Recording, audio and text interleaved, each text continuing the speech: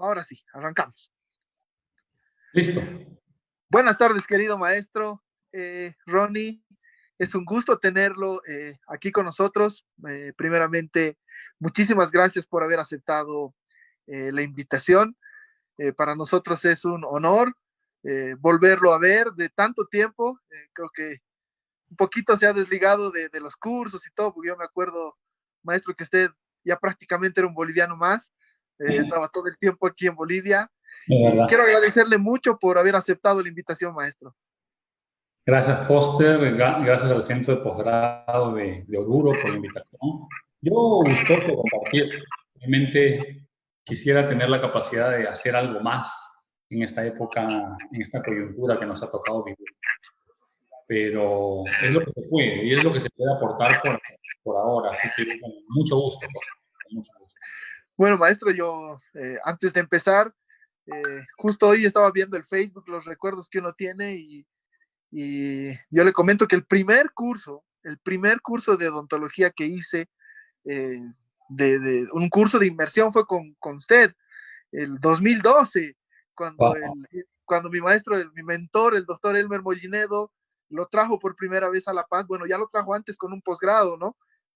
Pero lo trajo por primera vez en 2012, maestro, yo me metí a estos cursos de inmersión gracias al doctor Elmer Mollinedo, que fue uno de los pioneros Gran en esto amigo. de los cursos de inmersión, con su centro ECO. Sí. Entonces, cómo pasa el tiempo, maestro, y verlo realmente y decirle que usted también ha marcado parte de mi vida, de la elección de seguir este camino de la odontología restauradora, ha sido gracias a usted, maestro.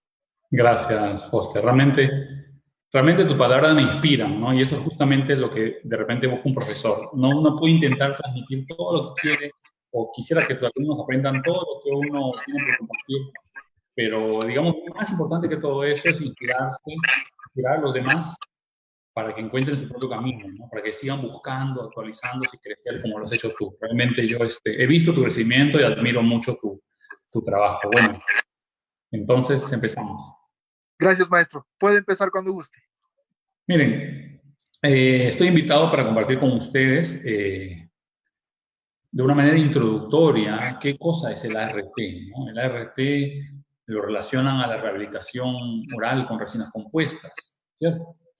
El ART en sí es una metodología de trabajo, es una propuesta para hacer rehabilitaciones orales funcionales, ¿sí?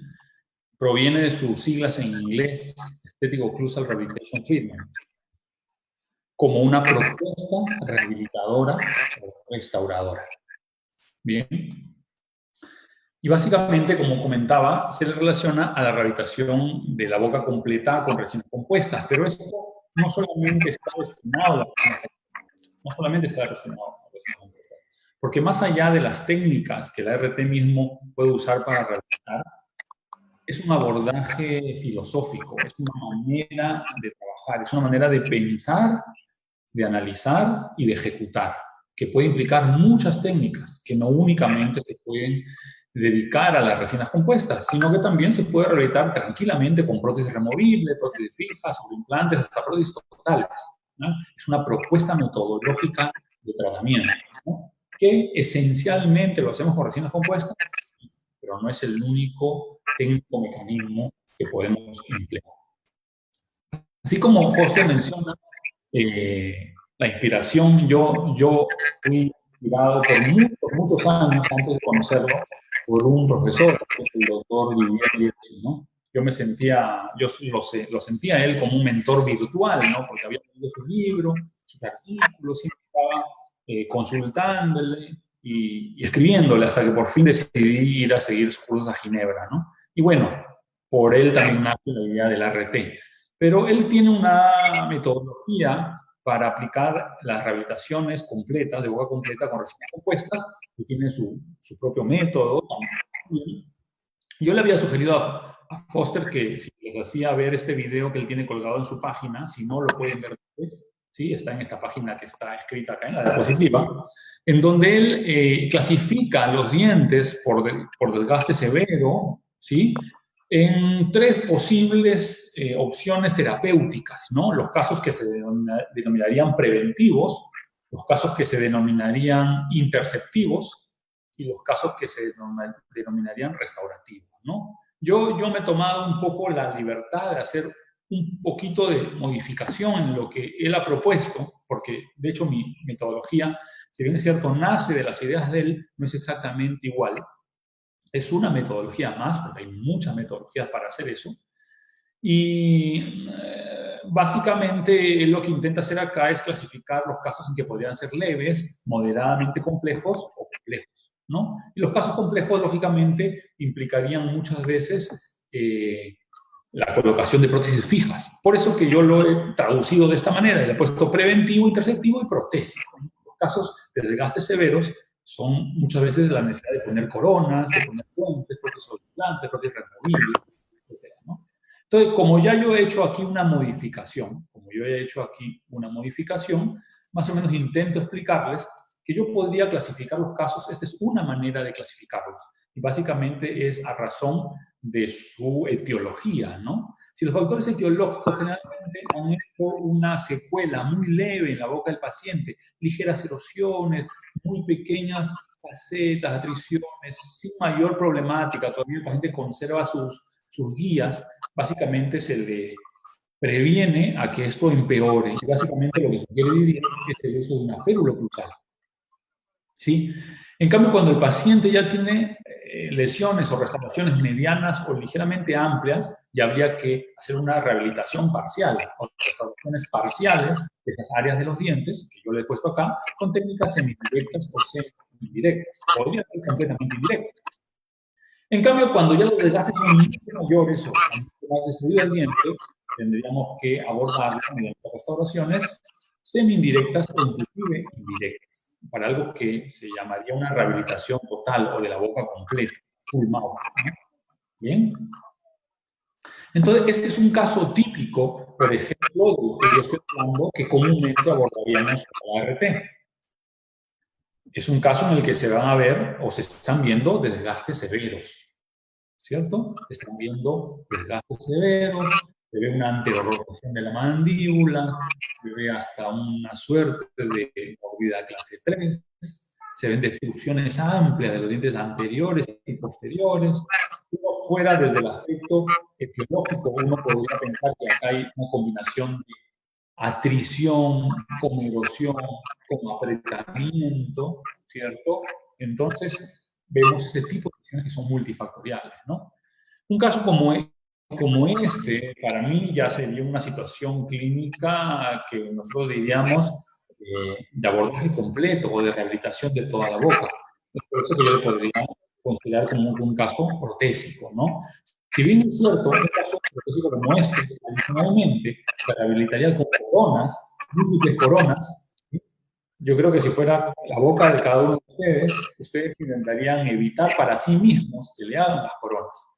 De hecho, considerando que es un paciente joven, considerando los tiempos, que el paciente ya no quiere estar en el consultorio, considerando el costo biológico que implica tener que tallar los dientes, considerando que en estos tiempos tú vas a tener que ver menos pacientes en tu consulta por más tiempo para avanzar lo máximo que puedas por cita, probablemente otras terapéuticas, rehabilitadoras podrían ser empleadas. Entonces, el ART se presenta como una posible técnica o conjunto de técnicas que nos permitan rehabilitar a un paciente. Por ejemplo, este está rehabilitado de 4 a 6 citas. Yo necesité para hacer 34 restauraciones solamente de 4 a 6 citas, cuando muchas veces para hacer una sola incrustación se demoran 2, 3 citas, o un poste o un puente. Entonces, miren, yo me demoré 34 restauraciones solo esa cantidad de citas. Entonces yo podría decir que este es un abordaje que tiene ciertas cualidades, ciertas características, y que no es el único, porque históricamente ya se rehabilita con resinas hace más de 20 años, existen por lo menos unos 5 o 6 técnicas diferentes de abordaje de rehabilitación de boca completa con resinas compuestas. El RT es una de ellas. Y quiero presentarles entonces introductoriamente cuáles serían las ventajas que yo encuentro, podría decirles. El RT es una filosofía de trabajo aditiva. ¿sí? Está coherente con una idea de odontología de mínima invasión. O sea, yo para hacer estas restauraciones, en la gran mayoría de estos dientes yo no he tenido que hacer desgastes. Yo diría que en la mitad de los dientes no he tenido que gastar. Y en la otra mitad de los dientes sí he tenido que hacer algún tipo de preparación, pero mínima preparación. ¿Sí? Entonces es compatible con una idea de una filosofía de trabajo aditivo. También, como ventaja, consideraría que la gran mayoría de todas estas restauraciones las pude haber hecho yo mismo, con mi propia mano, o podría haberlo mandado a escanear y me lo hubieran hecho por cartón, me lo hubieran entregado todas juntas. Entonces, es una filosofía de trabajo que le permite al operador hacer su propia restauración, ¿sí? Con los materiales que tú tienes en tu consultorio. Entonces, es una gran ventaja. Lo considero una técnica rehabilitadora accesible, económica, lógicamente, porque piensa, un paciente quizás te puede pagar 20 restauraciones de cerámica, pero 34. Un paciente te puede pagar 20, de repente 10, de repente 6. O sea, ubiquémonos en nuestra realidad, ¿no? Económicamente un paciente no puede comúnmente, cualquier dentista, pagarle 24 restauraciones de cerámica.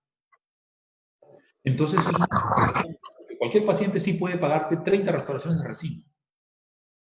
Entonces, también es democrática, lo cual te permite poder atender muchos más pacientes, ¿cierto? Ser más accesible a mayor cantidad de gente y no limitar solamente las rehabilitaciones a la gente que tiene dinero. En ese sentido, es una gran ventaja una rehabilitación por resinas compuestas. La duración a largo plazo, que siempre es algo que van a preguntar. A mediano plazo, se ve que es una rehabilitación que a los 10 o 12 años tiene un 85% de restauraciones que todavía permanecen en boca funcionales. Por eso que este tipo de rehabilitaciones comúnmente en la literatura se conoce como rehabilitación transitoria, rehabilitación de mediano plazo. Las rehabilitaciones registradas en la literatura con más cantidad de años oscilan entre los 15 y los 20 años, con un 75% de longevidad de restauraciones. Significa que 25 de cada 100 restauraciones después de cada 15 años quizás tengan que ser retocadas y reemplazadas. Hago siempre la analogía con un puente de IMAX. Busca cuánto dura en la literatura un puente de IMAX de 3 piezas y vas a ver que no dura más de 12 años. Entonces, mira que yo te estoy diciendo que estas restauraciones pueden durar 12 o hasta 15 o hasta 20 años. Entonces, tranquilamente, su costo-beneficio es súper favorable. El punto final para la ventaja sería que es una terapéutica rehabilitadora que pueda abarcar o abordar distintos niveles de complejidad. Yo puedo atender casos muy sencillos, casos medianamente complejos o casos extremadamente complejos como el que estoy mostrando. ¿En qué se sustenta? ¿En qué sustenta el posible éxito de estas terapéuticas? Primero, protocolos adhesivos optimizados. Protocolos adhesivos optimizados. Yo voy a ver cómo hacer la mejor adhesión posible, conservando la mayor cantidad de esmalte posible, porque es donde se ha probado que la adhesión es verdaderamente adhesión. La adhesión en la dentina es más utópica porque es biodegradable, ¿no? Va a sucumbir en algún momento. La del esmalte está comprobado, las primeras carillas pegadas en la literatura, 35 años en boca, y están todas perdidas, únicamente en esmalte. Entonces, el sustento que tenemos de protocolos adhesivos optimizados es uno de los más relevantes. Otros sustentos, porque yo puedo hacer las mismas restauraciones, porque uso técnicas semidirectas, o sea, uso técnicas en que uso materiales que tengo en el consultorio, técnicas semidirectas. No necesariamente tengo que mandar un técnico, lo puedo hacer, no sé, sobre la edición, por ejemplo, puedo hacer un modelo yo mismo posicionarla y después cimentarlas. Como también puedo hacer técnicas semidirectas, mandar a un técnico, mandar a ejercicio escaneado y mandarlo a que sean CAD-CAM. O sea, te da una múltiple posibilidad de técnicas que tú puedes usar. Y si tú buscas de algún punto de vista economizar esto para el paciente, tú mismo podrías hacer las restauraciones. Reducción de citas. Reducción de citas. Claro, porque yo ya no voy a hacer una rehabilitación que me va a tomar 40 citas. Yo voy a poder hacer en 6 citas. Mantenimiento conocido, lo que se hace de control de higiene para cualquier paciente que tiene resinas y control de oclusión para cualquier paciente que tiene antecedentes de atrición o de bruxismo. No es algo distinto. El mantenimiento de una resina que se fractura o que se gasta es volver a hacer reparar. Lo que no se podría hacer, por ejemplo, con otros materiales que te exigen que tú hagas sustracción de dientes. Y cada vez que tengas que repararlos, sacarlos y seguir extrayendo más dientes. Pero una cosa esencial que se requiere para manejar técnicas como estas es que tú tengas un conocimiento y cierto dominio de el abordaje de la dimensión vertical, la relación céntrica, la nivelación de los planos oclusales y el manejo de la guía anterior, que esencialmente se hace en un encerado. Bien. Entonces, son pacientes como estos los que realmente en nuestra práctica tenemos y en los que realmente aplicamos el ART. Voy a mencionar estas características. Miren, por ejemplo, mordida hiperprofunda. Voy a darle a consumo. Mordida hiperprofunda, curvas de espina acentuadas, anomalías anatómicas, melogénesis, por ejemplo, enfermedades de tetraciclinas, mordidas hiperprofundas, fracturas de restauraciones inclusive cerámicas, desnivelamiento de planos oclusales severos, mordidas hiperprofundas, 110%, dientes ligeramente desalineados, bordes a bordes, anterorotaciones, protrusiones, otra vez, ausencia de dientes posteriores, colapso de mordida posterior, diastemas, mordidas hiperprofundas, otra vez enfermedad periodontales, mordidas profundas, desnivelamiento de planos oclusales, desnivelamiento de planos oclusales, disminución de la dimensión vertical, colapso de la mordida, y muy frecuentemente lesiones de las caras palatinas. Lesiones de las caras palatinas de los dientes anterosuperiores. Estas son características propias del paciente que tiene una oclusión patológica y que se está autodestruyendo a sí mismo. Porque una vez iniciados estos desgastes que le evitan a la misma boca a guiarse adecuadamente y que sus propios dientes sean interferencias que estimulen su propia destrucción, ante la falta de esta anatomía, no hay forma de tener o que se autodetenga. Entonces, si tú vas a ver, de repente, la mayoría de estos pacientes son menores de 50 años, si es que no es que el 80% son menores de 40 años.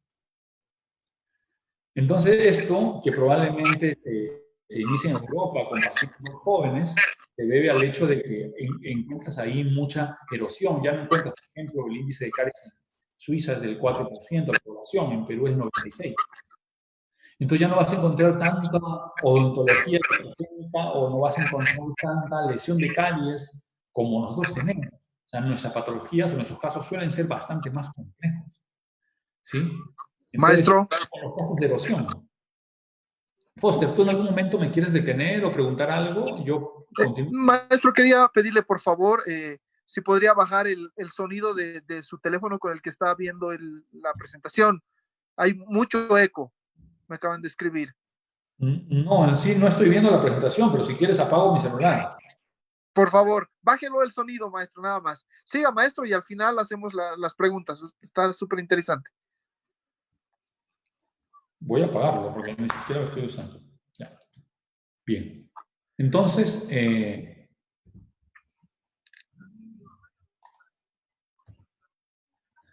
para entender un poco el cómo abordar este tipo de casos, y yo también escucho el eco.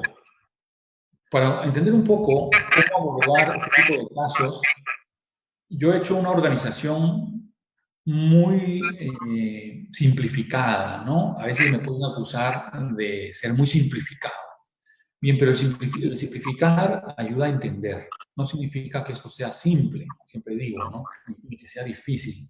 Esto es complejo en la profundidad en la que tú vas a ir conociendo más poco a poco, pero no es difícil, es profundo, es diferente, ¿no? Pero también una característica de la enseñanza radica en que si tú quieres que alguien entienda algo, tienes que simplificarlo, digerirlo un poco más, ¿cierto? Entonces, para yo poder explicar ¿Cómo es que nosotros clasificamos los casos antes de abordarlos? Los clasifico en base a 5 ideas principales, que son lo que yo le digo, la problemática fundamental en la rehabilitación oral o en la odontología restauradora.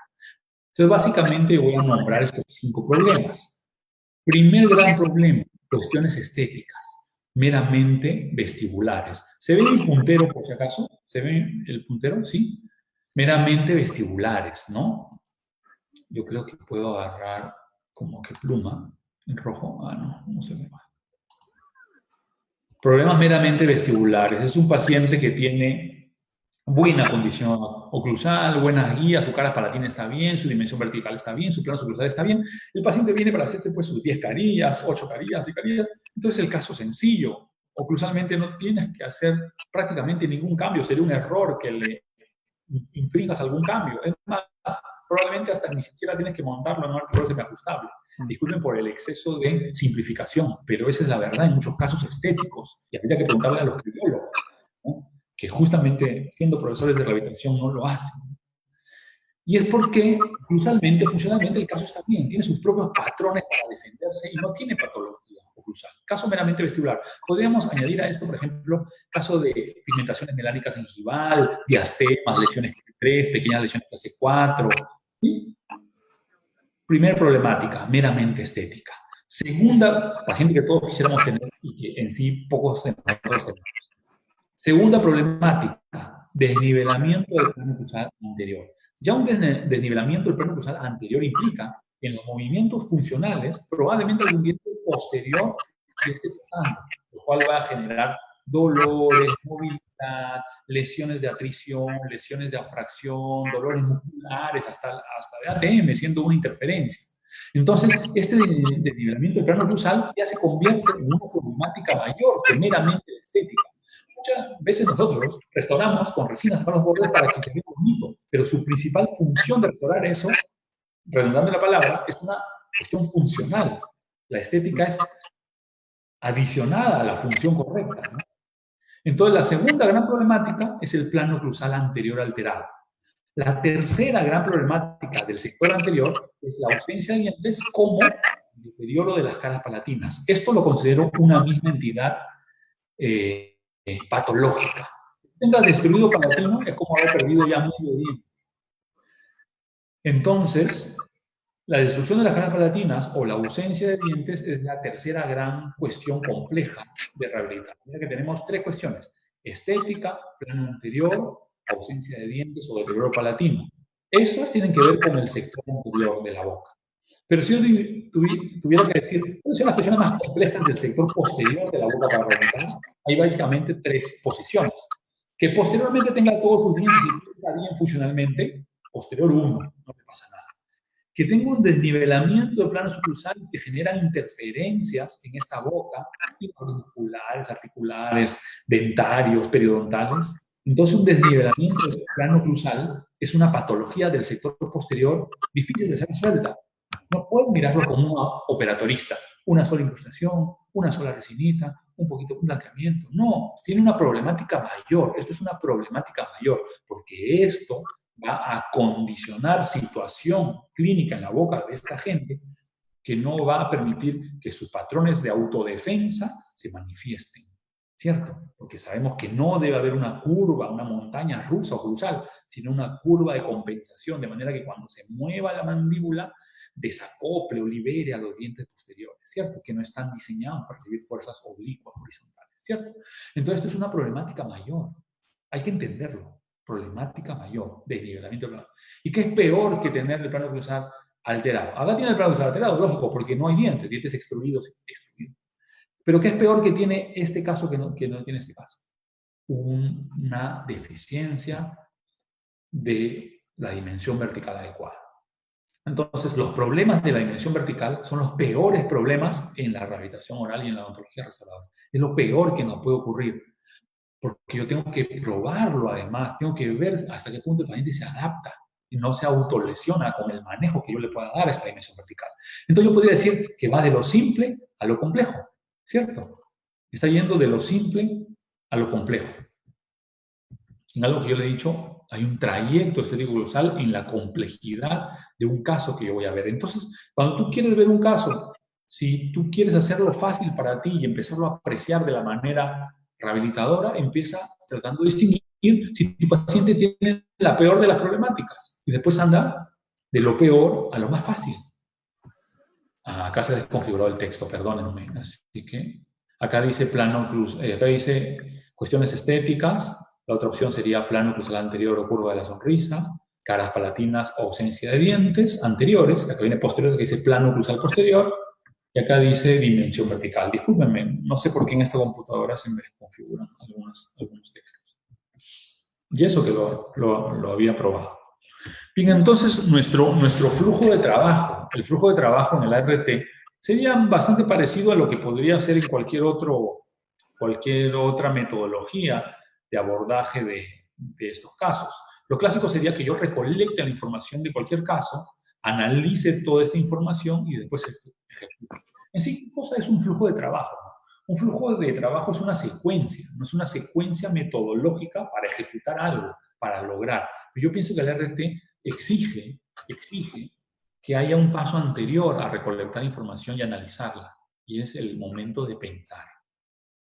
Nosotros siempre decimos que el RT es una metodología de pensamiento y acción. O sea, que tú tienes que desarrollar un pensamiento, tienes que desarrollar un pensamiento crítico, tu criterio con ciertos fundamentos, luego recolectar la información necesaria para tu caso, porque muchas veces se recolecta tanta información, se analizan tantas fotos de tantos sitios que no tienen ninguna utilidad y uno realmente pierde tiempo y pierde de vista el aspecto principal que está analizando y no se centra en lo importante. Entonces no es recolectar 45 fotos, 3 juegos de modelos, o sea, es recolectar la información centrada en el objeto principal de mi pensamiento. ¿Qué es lo que me llevó a mí, ¿no?, a pensar que este caso necesitaba ser hecho de una manera u otra? Entonces yo voy a analizar, pero voy a tener un pensamiento previo. Es decir, yo quiero ver una película al cine. ¿De qué va a ser? ¿Cómica o de terror? Voy a pensar que quiero ver una cómica. Ya está bien. Yo ya tengo un pensamiento antes de ir al cine. No salgo al cine y digo, ¿qué voy a ver? O sea, ya tienes en la mente algo, aunque sea algo que te va a orientar hacia recolectar. Ahora voy a averiguar a qué horas se están dando, etc. Entonces, algo muy simple. Bien, he puesto aquí que lo fácil en cualquier flujo de trabajo es que tú recolectes la información, que tú tomes fotos, tomes modelos. Pero mucha gente sabe recolectar la información, pero no sabe pensar ni sabe analizar. Entonces he puesto, en vez de recolectar, en naranja, pensar y ejecutar, que no es tan difícil porque son técnicas. Lo difícil es analizar. Entonces, el análisis, que es la recolección de la información, masticarla y obtener una conclusión, obtener un diagnóstico, ¿sí? Obtener una clasificación de tu caso te va a permitir de una manera fácil, ¿cierto? Entonces tú tienes que dedicarte a analizar la información que tú tengas de tu caso. Por eso el ART, como esta es una sesión introductoria, tiene un protocolo. Este protocolo es muy simple, como cualquier protocolo de rehabilitación, que implicaría una etapa diagnóstica, una de planificación y una de tratamiento, pero está organizado en 7 pasos. Estos 3 pasos están divididos en 7 pasos, ¿sí? Están interlazados por el diseño de sonrisa y están interlazados por el encerado, porque en el ART el encerado es la rehabilitación en sí. Entonces le damos una importancia crucial al encerado. Bien, entonces esto parte con una etapa diagnóstica. Yo hablé que existían muchas maneras de diagnosticar o de clasificar los casos, ¿cierto? Por ejemplo, en el sector anterior, el deterioro del sector anterior es frecuente usar, por ejemplo, una clasificación de Belzer y Bailati, la Anterior Clinical Erosive Classification, ¿no? Entonces, que básicamente para casos de erosión, en nuestra población hay muchos más casos de atrición que de erosión. Entonces, bueno, se podría usar también para nuestra población, pero eso es tener un nombre, una nomenclatura que nos ayuda a pensar en un tratamiento, como ocurre en la ortodoncia, paciente clase 2-2, paciente clase 3. Entonces ya la nomenclatura de esa palabra abre una suerte de abanico de pensamientos en mi mente que me llevan a su tratamiento. Clase 3, bueno, por decir algo, máscara facial, mini implantes. sagital de rama. Claro, porque la palabra me orienta, ¿ya? Ahora hagamos esto mismo en rehabilitación. Usemos un sistema que nos permita clasificar un caso y que nos permita abordarlo y que esto sea útil para todos los dentistas, que sea útil para todos los dentistas. Por eso que el ART emplea algo que se llama la clasificación de los casos según los niveles de complejidad. A esto le llamamos la clasificación para el abordaje estético cruzal, una nomenclatura que yo desarrollé, yo la puse en la literatura en el año 2011 cuando apareció SCD, pero en la literatura aparece el 2013. Entonces, en esta clasificación yo tengo 3 tipos de casos. Los casos que yo tengo afectados solo el sector anterior y tengo bien el sector posterior en planos oclusales en dimensión vertical, entonces los digo casos del grupo 1. Si yo tengo, además de una afectación del sector anterior, tengo un desnivelamiento del plano oclusal, mira esto. Yo le digo paciente del grupo 2 y su dimensión vertical está bien. Su dimensión vertical está bien, problema estético anterior. Su dimensión vertical está bien, pero tiene problema anterior y posterior de plano oclusal. Acá, pacientes del grupo 3, problemas de la dimensión vertical. ¿Tiene problemas estéticos? Sí. ¿Tiene problemas de plano? Sí, pero tiene un problema peor, la dimensión vertical. ¿Se acuerdan cuando yo hice la clasificación de los 5 problemáticas que podrían tener las personas que se van a enfrentar a una rehabilitación oral? Entonces, esta es la peor de todas. Eso le decimos grupo 3. Paciente de grupo 3, afectado su dimensión vertical. Paciente de grupo 2, afectado con sus oclusales posteriores, pero no su dimensión vertical. Paciente del grupo 1, solamente ese sector anterior está bien en plano oclusal y está bien en dimensión vertical. ¿Está bien? Entonces ahí empezamos a hacer una clasificación de nuestro caso. Yo recibo mi caso, estoy conversando con mi paciente y ya lo estoy viendo. Estoy viendo, por ejemplo, que tiene el tercio inferior de la cara disminuido. No sé, por decir características.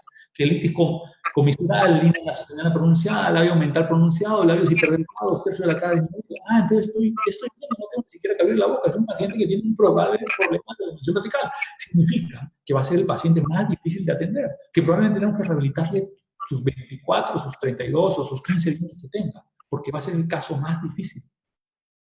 Distinto sería el paciente, que yo veo su rostro perfecto, bien distribuido, se ríe, nomás tiene diastemitas, ¿no? Y va a participar en Miss Santa Cruz.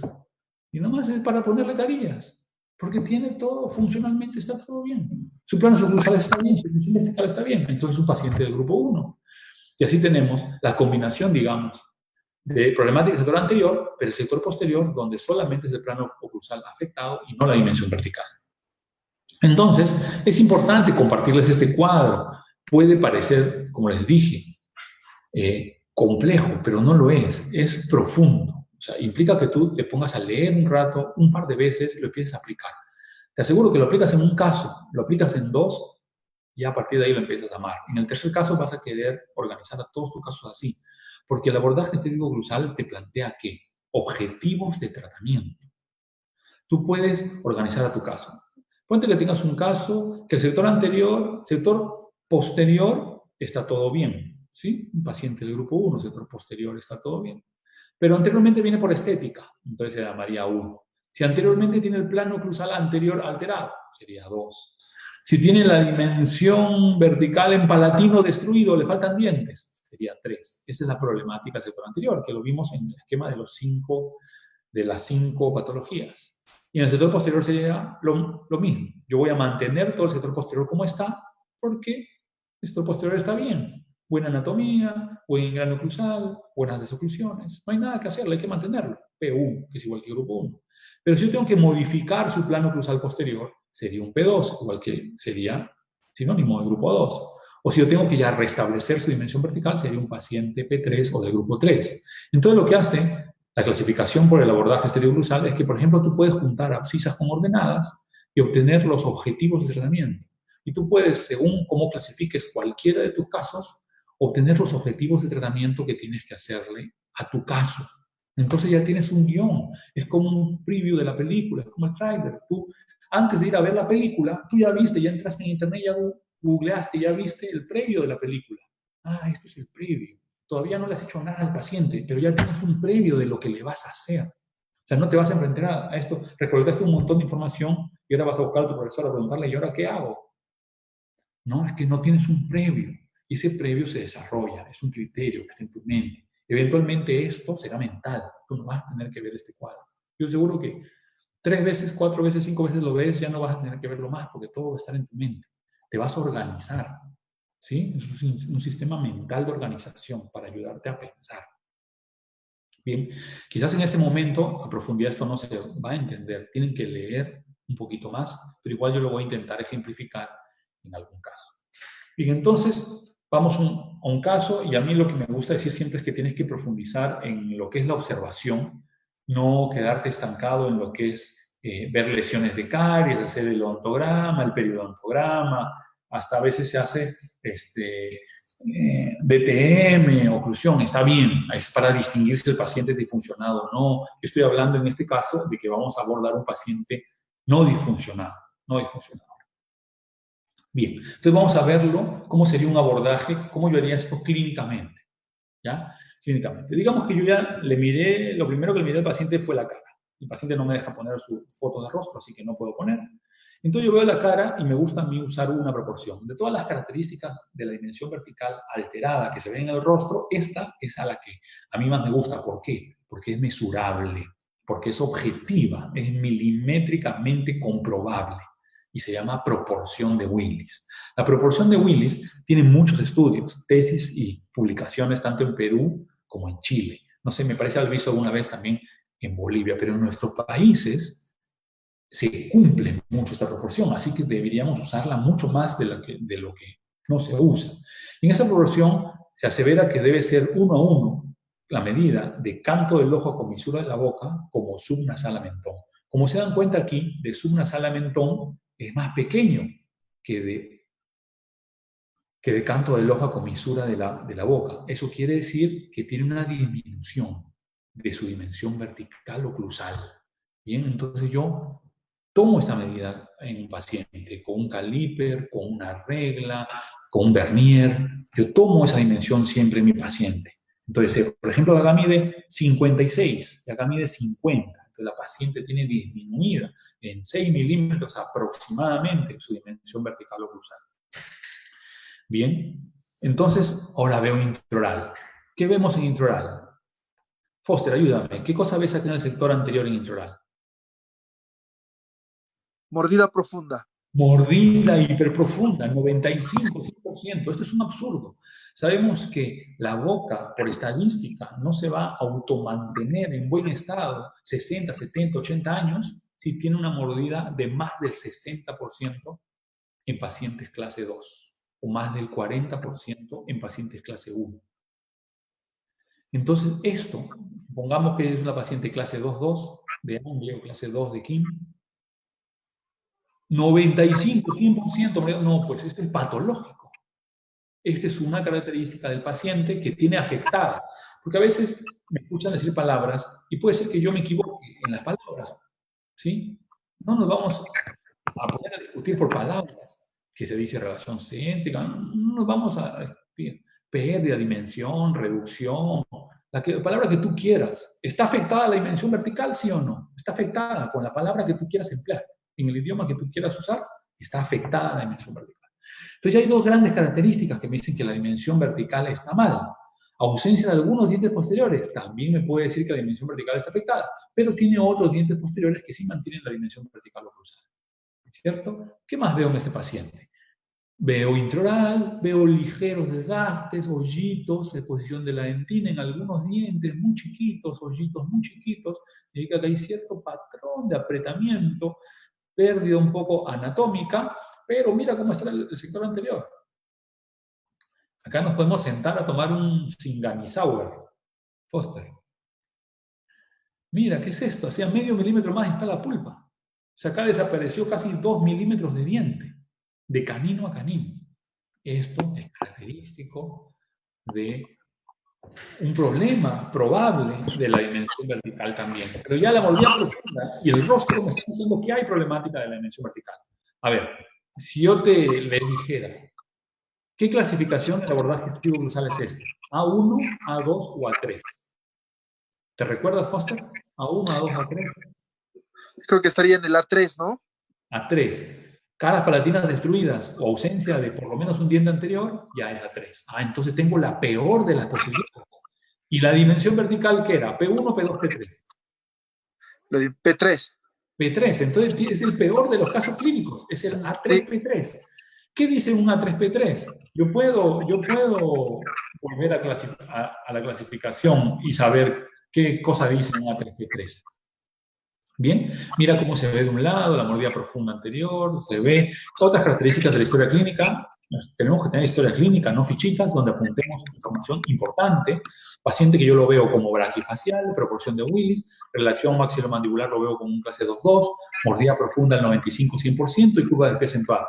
Para yo tener ciertos datos de tipo clasificación ortodóntica, definitivamente yo tendría que hacer un análisis cefalométrico o mejora hoy en día tomográfico, ¿no? Ya no es tan creíble el análisis bidimensional. Pero clínicamente también hay características que te pueden dirigir a una clasificación tipo de biotipo facial o de clasificación de quimo de Anger. Bien, entonces un A3P3. ¿Qué se le hace a un paciente A3P3? Tienes que incrementar la dimensión vertical. O sea, ya te está diciendo el objetivo de lo que tienes que hacer. Tienes que nivelar sus puntos oclusales posteriores para que haya desoclusiones adecuadas. Tienes que estabilizar su oclusión. Tienes que dar anatomía a esas muelas para que esa mandíbula no le dé ganas de estar flotando, sobre todo hacia adelante. Tienes que tener contactos. A, B, C, stopper equalizer. Tienes que tener. Tienes que reestructurar anatomía de sus dientes, sobre todo los palatinos, y volver a comprobar que la guía anterior esté funcionando bien. Entonces, ¿qué te está dando? Te está dando las pautas principales para rehabilitar. Entonces, cualquier caso que tú clasifiques, A3P3 o A2P3 se resuelve de la misma manera. Un A1P3 se resolverá de la misma manera y así sucesivamente. En el P2 y en el P1 tendrán su cruce de abscisas y ordenadas y te dirán los objetivos de tratamiento. Entonces es muy útil. Esto se puede enseñar hasta a un alumno de pregrado. Obviamente el profesor de pregrado tendría que saberlo primero. Tiene que leerlo. En el mundo solamente hay 3 clasificaciones de este tipo. ¿Sí? Del American College of Prosthodontics, otro de los ingleses, y esta. O sea, yo no he visto otra clasificación. Esta clasificación no es una invención mía, yo no lo he inventado, ¿no? Esta clasificación es consecuencia de la lectura de varios libros, de varios artículos, pero sobre todo de 4 libros base, que lo digo, los 4 libros de la Biblia de la oclusión, ¿no? Que son el de Aníbal Alonso, el de Jeffrey Okeson, el de Peter Dawson y el de McNeil. De esos 4 libros está organizado este cuadro, así que no es una invención. Los 4 autores hablan de lo mismo con diferente idioma, por eso que a veces parece que la oclusión es difícil de entender. No, yo lo he tratado de hacer en palabras simples. Bien, acá esta página, porque quien quiera leer más sobre la verdad gestrígulosal, en estos 2 primeros artículos está. Puedes escanear esta imagen QR o me los pides al Facebook, pero sería mejor que entres a esta página, que es el ID ORCID, que es de los investigadores en todo el mundo, en donde están colgados todos mis artículos, tú los puedes bajar gratuitamente. Pero estos 2 son los que te van a ayudar a que aprendas a clasificar tus casos antes de tratarlos. No te aventures a tratar sin haberlo clasificado, como hace un ortodoncista con sus casos, ¿ok? Como hace un especialista. Si quieres etiquetarme, igual buscar mi página web, perfecto. Entonces yo tengo un caso de 3P3 y ya sé qué hacer. Hay que incrementar la dimensión vertical. ¿Dónde puedo incrementar la dimensión vertical? Por ejemplo, ¿no? Porque tengo muchas formas de hacerlo, pero por ejemplo, lo puedo incrementar en el articulador. Yo sabía que a mi paciente le faltaban 6 milímetros en el sector anterior, ¿sí? Entonces significa que yo puedo incrementarle 1, 2, 3, 4, 5, 6, hasta 6 milímetros sin problema en el sector anterior. ¿Y cómo hago para jugar el sector anterior con el pin? Por la regla del 3-2-1. Si yo aumento 3 milímetros en el pin, se va a aumentar 2 milímetros en anteriores. ¿Sí? Entonces, la regla del 3-2-1, por regla de 3 simple, tú puedes sacar cualquier dato numérico que tú puedas sacar. Entonces, ese dato numérico que yo obtuve de la proporción de Willis, más lo que yo obtuve de la visión del sobrepase vertical, me da a mí una noción de cuánto yo puedo incrementar la dimensión vertical. Ponte que él tiene un 100% de sobrepase vertical y el diente inferior, digamos, mide 9 milímetros. Yo le quiero abrir al incisivo inferior para que se vea 3 milímetros, es decir, que el overbite quede en 60%. Entonces significa que yo quiero abrir 3 milímetros en el sector anterior. ¿Cómo va a ser? Si yo quiero abrir 3, yo tengo esta regla de 3 simple. ¿Cuánto voy a abrir en el pin? 3 por 3, 9. Entre 2, 4.5. Entonces el pin tengo que abrir 4.5 para que se me abran 3 milímetros en anteriores. Esto no funciona cuando tú pones pues esas mesitas de montaje, no, eso no sirve. Esto se funciona cuando tú lo tomas y montas el modelo con arco facial. ¿Bien? Nivelar planos oclusales. ¿Cómo hacemos la nivelación de planos oclusales en el RT? Trazando una línea sobre el modelo superior, que se llama línea oclusomaxilar. Esta línea está obtenida a partir del plano de Campi, que es el plano bioscópico más cercano al plano oclusal que cualquier persona personalmente, valga la redundancia, tiene. O sea, no es una línea estandarizada, como por ejemplo usando la banderilla de Broderick y la curva. No, no, no. Este plano es propio para cada paciente, sale natural porque cada quien tiene su propia inclinación de su plano de Campi. Bien, entonces usamos la línea oclusomaxilar. Estabilizar la oclusión. ¿Cómo estabilizas la oclusión? Dando contactos en caninos y en todos los dientes posteriores. Así que tú tienes que dar anatomías adecuadas, sobrepase vertical y horizontal adecuado, contactos A, B, C, buenas anatomías. Para eso es la anatomía, para que yo tenga los contactos que me estabilicen y que me equilibren la mordida cuando el paciente cierra, cuando el paciente degluta y manda la mandíbula para atrás. Reestructurar dientes significa que yo tengo que poner pues, las piezas protésicas o restauradoramente para volver a dar toda la anatomía de todos los dientes, porque una vez que se abra la dimensión vertical, todos los dientes van a quedar abiertos. O le restauro los 30, 32 o 28 que tiene, o restauro sector anterior de un maxilar, sector posterior del otro maxilar. Yo puedo combinar sectores, obviamente viendo de cuál está más desgastado. Eso significaría reestructurar dientes. Y manejar la guía anterior significaría que tú tengas contactos acentuados en caninos y anteriores solamente los contactos muy, muy ligeros, pero sí ocurriendo las guías sobre las crestas palatinas o rebordes marginales. Y si es un paciente con diagnóstico de disfunción previamente, o perdón, no como disfunción, con diagnóstico de bruxismo, tú tienes que usar su férula como un tratamiento final. Entonces, estos son los 5 pasos que están puestos acá. Y eso lo puedes hacer para cualquiera de las clasificaciones que la RT y el abordaje oclusal propone.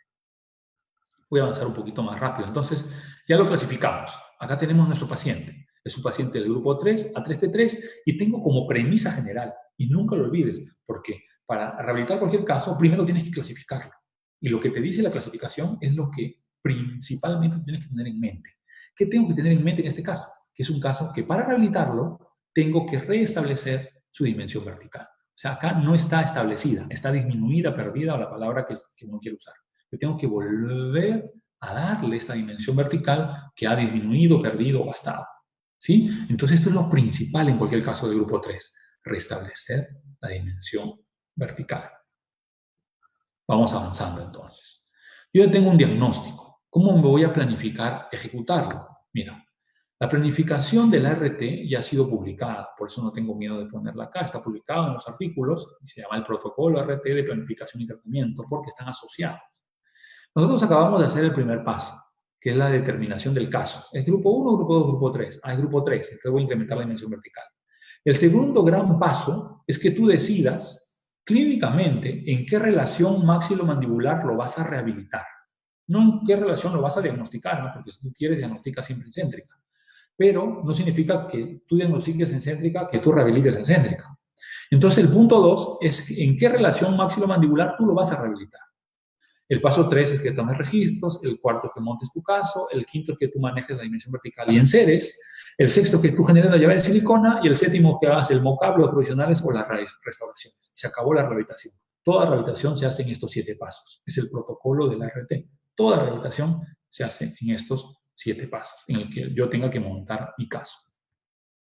Entonces, yo te digo ahora, no tengo la foto. Ponte que pones un espejo por debajo de estos incisivos y te das cuenta que los incisivos inferiores están empalancados con los superiores, están atracados, están profundamente así relacionados. Si yo le abriera la dimensión vertical en habitual, yo tendría cierto espacio para rehabilitar en palatino, pero yo necesito bastante realmente porque se ha gastado muchísimo. Entonces uno tiene que pensar, ¿será esa la relación maxilomandibular que yo puedo usar? Es decir, ¿yo podría usar su mordida en habitual para rehabilitarlo? ¿O será que yo puedo encontrar otra relación maxilomandibular en donde yo pueda obtener más espacio por palatino que solamente abriéndolo en habitual? Entonces, tradicionalmente nos han enseñado otra relación maxilomandibular en la que yo puedo rehabilitar un caso.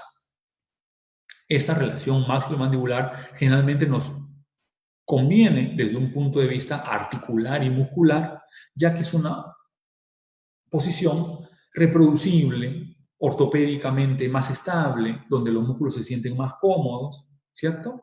Y que todo el mundo sabe su nombre, ¿sí? Entonces, ese es el segundo paso, que yo no he hecho nada al paciente, todavía no le he tomado un registro, modelo, nada. Estoy decidiendo en mi mente qué es conveniente para este caso. Puede ser que me esté equivocando, puede ser que me esté equivocando, pero ya me voy dando una idea. ¿Será conveniente que yo lo rehabilite en habitual si no tengo espacio para rehabilitar, aunque incremente la dimensión vertical? ¿O será mejor que yo busque otra posición?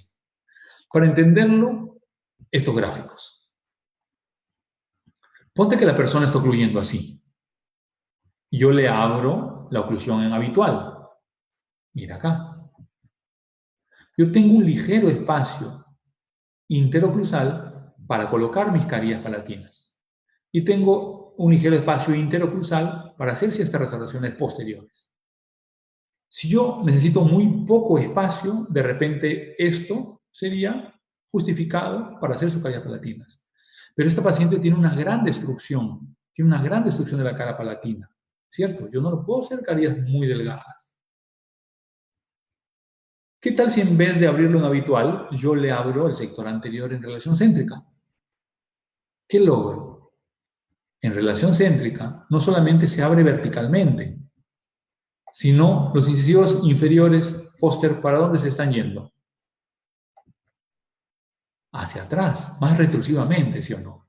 Entonces, para entenderlo en clínica, para entenderlo clínicamente, yo diría que la relación céntrica es llevar incisivos inferiores más abajo y más atrás. Clínicamente, porque teóricamente todo el mundo sabe qué es relación céntrica en la teoría, una teoría que jamás en tu vida vas a poder ver, a menos que tú seques a tu paciente, no le hagas un corte y puedas hacer tú. ¿Cuál es la relación que nosotros todos sabemos? La posición del cóndilo en íntimo contacto con el disco articular y la eminencia temporal en una posición más anterior, superior y media. Claro, si el cóndilo se mueve hacia adelante, hacia arriba y hacia el centro,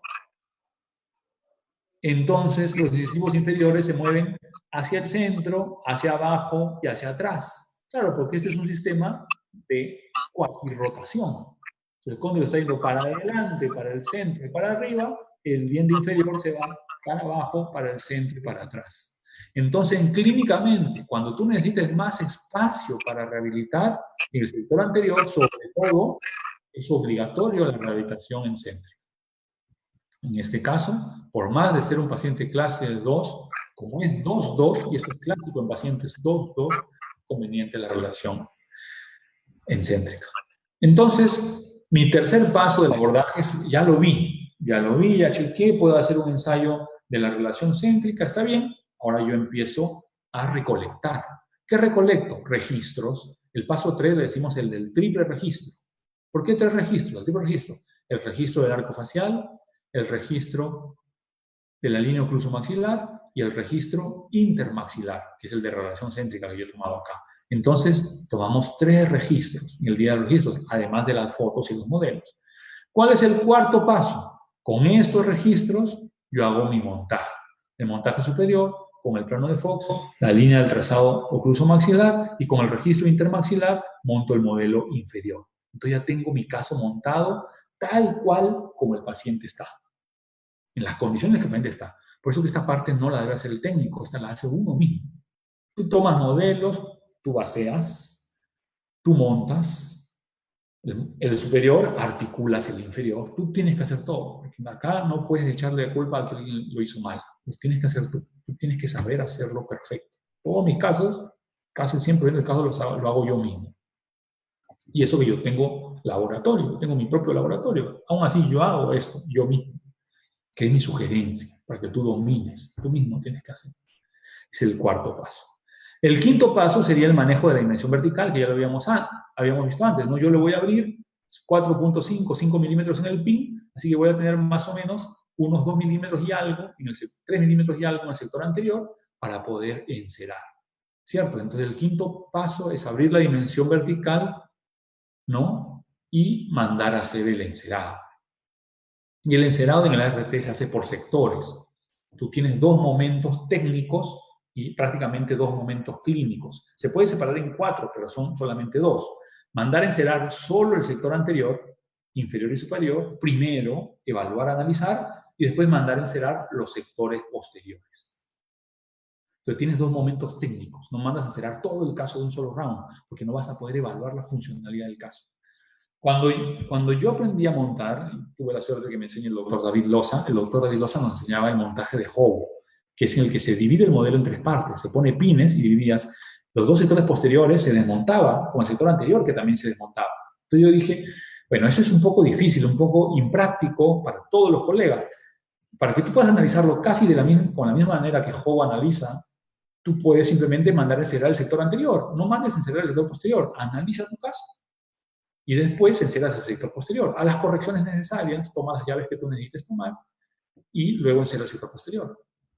Entonces, así, tú mandas a encerar el sector anterior con las indicaciones que tú le das, ¿no? Yo le mandé a encerar acá carillas palatinas, carillas vestibulares y en esta no, restauración incisal nomás, porque este diente estaba vestibularizado, estaba más adelante que todos. Entonces, lo tomé como parámetro de parábola, ¿cierto?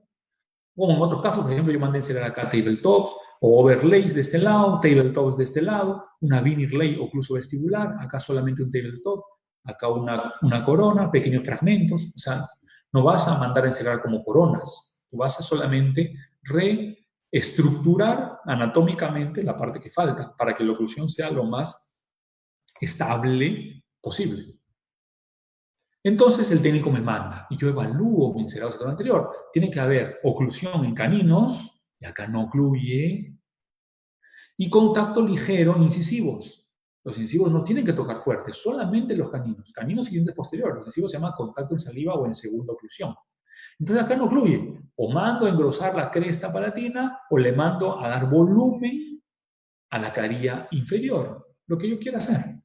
Lo que yo decida hacer, que me entre mejor en parábola, cualquiera de los dos. Tengo que analizarlo. Si puedo hacerlo yo mismo hago la corrección. Si no, le mando la foto. Por eso que el análisis nunca se hace por fuera. Por fuera se ve todo lo bonito del mundo, que no sirve prácticamente para nada. Porque no vas a aprender nada mirando un caso por fuera. Tienes que conocer el alma, qué cosa tiene adentro. Para querer, tienes que ver qué cosas tiene adentro. Entonces, acá adentro yo tengo que saber qué cosas tiene. Tiene buen contacto, tiene buen acople, tiene buenas crestas, tiene buena guía, voy a hacer los movimientos funcionales, voy a hacer las desoclusiones, la protrusiva, voy a ver el espacio interoclusal efectivo, voy a poder poner restauraciones arriba y abajo, voy a tener que hacer desgastes en algunos dientes para que entren, en algunos no, voy a nivelar el plano oclusal, eso se analiza por dentro. Bien.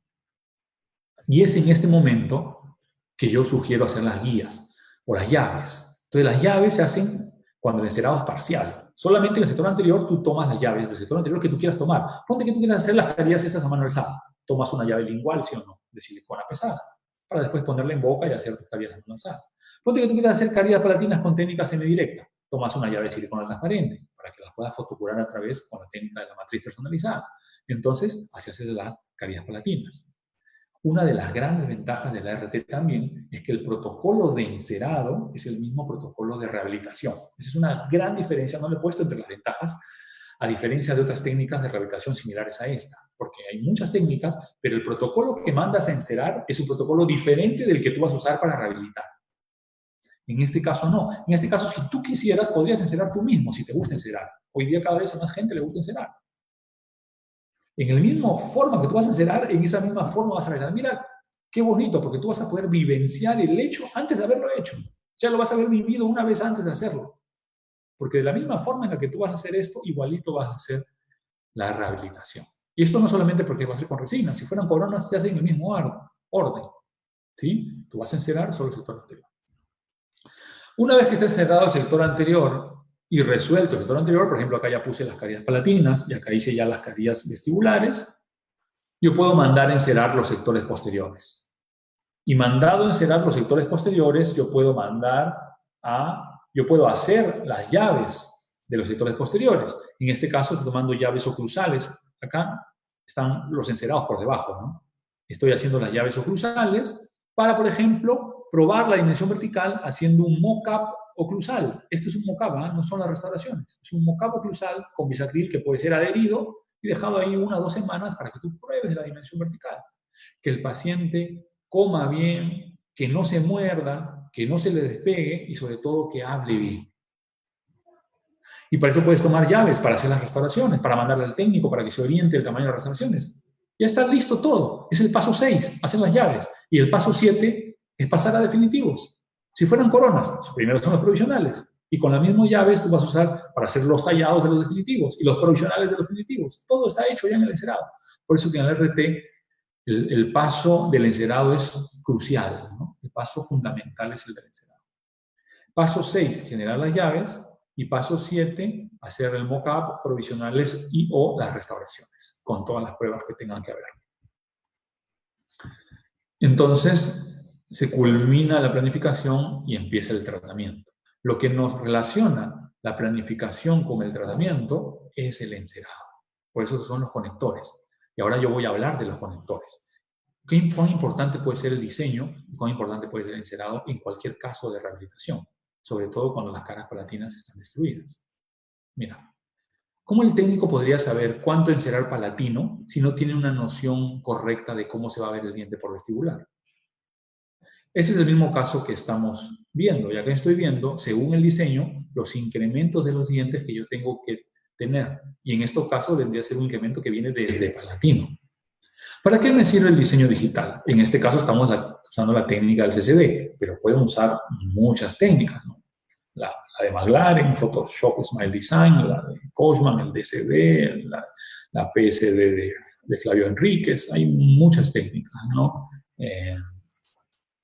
La del doctor Omar Vargas Beltrán, que fue la primera técnica de un latinoamericano en el año 2011. O sea, hay muchas técnicas que tú puedes usar para hacer diseño. Emplees la que emplees. El objetivo del diseño bidimensional es que tú tengas una noción correcta de la orientación del plano cruzal anterior. Y esta orientación tiene un paralelismo con el plano gingival, que tiene un paralelismo con la línea bipupilar si el paciente es relativamente simétrico. O sea, esta línea que tú ves en el plano cruzal anterior es porque es paralela a los ojos. ¿Qué otra noción te tiene que dar el diseño digital? El diseño dental. O sea, la forma de los dientes te tiene que dar el diseño digital. Entonces, así tú sabes cuánto vas a incrementar, ¿sí? Te tiene que dar una noción de una línea media y del diseño gingival. Si el paciente tuviera sonrisa gingival, yo podría acá medir cuánta encía voy a recortar. Y eso es lo importante del diseño, que me permite dar medidas. Yo puedo introducir medidas y con las medidas yo puedo planificar cuánto le voy a mandar a mi técnico a encerar. O sea, ponte que mi técnico está que encera caries palatinas. ¿Cómo va a saber hasta dónde en vestibular tiene que encerar? Y aún así, si él se le diese cuenta, mira, por ejemplo, si él creyese que tiene que unir distal con distal, te va a encerar todo chueco, porque no hay una noción del plano horizontal. Pero como tú ya le diste la noción del plano horizontal, en el diagrama y en las medidas, él no se va a equivocar. ¿Cierto? Hacer un diseño es como hacer el plano para una casa. Si tú quieres mandar a construir tu casa con un albañil, ya es personal. Pero si tú quieres hacerlo con un ingeniero o un arquitecto, primero tienes que hacer diseño. Si te quieres comportar de esa manera, tienes que hacer diseño primero. Entonces, el paso 7 ya implicaría la rehabilitación per se, ¿no? En el paso 7 yo adherí unas carillas, una técnica que me gusta usar, se llama técnica indirecta-directa. No es como la del doctor Newton Folk, que es directa-indirecta, este es al revés. Indirecta-directa, pegué acá 5 carillas, hice una resina mano alzada y rehabilité el sector anterior. Atrás puede estar como acá, como acá. Hice las carillas palatinas. Ese es el mismo orden, ¿eh? Mira, este orden que estoy diciendo es el mismo orden que tú mandas a encerar. Primero mandas a encerar el sector 1, después mandas a encerar el sector 2. Entonces significa que yo voy a restaurar igual. Restaurar primero el sector 1, después voy a restaurar el sector 2. En el sector 2 yo decidí acá sacar la cera con un vaporizador o con agua caliente, y a mano alzada, como en mi caso estaba montado usando mi llave de silicona, aproveché para hacer las caídas palatinas sobre el yeso yo mismo. La saqué y la cementé. Entonces, tengo hecho el sector 1 y el sector 2. El paciente ya tú lo hubieras hecho acá tu mock-up, ya probó, va todo perfecto. En la siguiente cita le saco el mock-up o ya decidí dónde voy a hacer algunos desgastes y dónde no. Y voy a tomarle la impresión para hacer mis restauraciones posteriores. Mira, sin ninguna preparación, que hombro, que hollow chamfer, nada de nada. Sacar lo mínimo posible de desgaste del esmalte, porque eso significa la máxima duración de esta restauración. La duración no solamente va a depender del material. Hay un artículo por ahí que se llama la longevidad de las restauraciones depende de los materiales, más depende de la oclusión, más depende del riesgo de caries que tenga el paciente para que duren sus restauraciones, que del mismo material.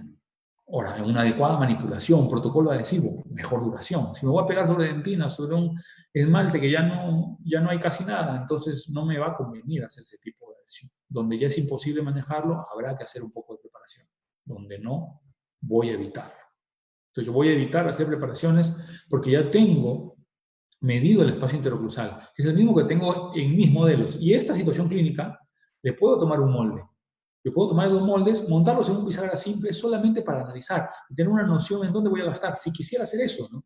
Si no quisiera, de frente tomo la impresión para hacer las restauraciones definitivas. O podría escanear la boca y tomar un registro intermaxilar, mandarlo a escanear y en una segunda cita me devuelvan las 16 restauraciones definitivas. Y si quiero pegarlas todas en un solo día, en 5 horas las pego todas.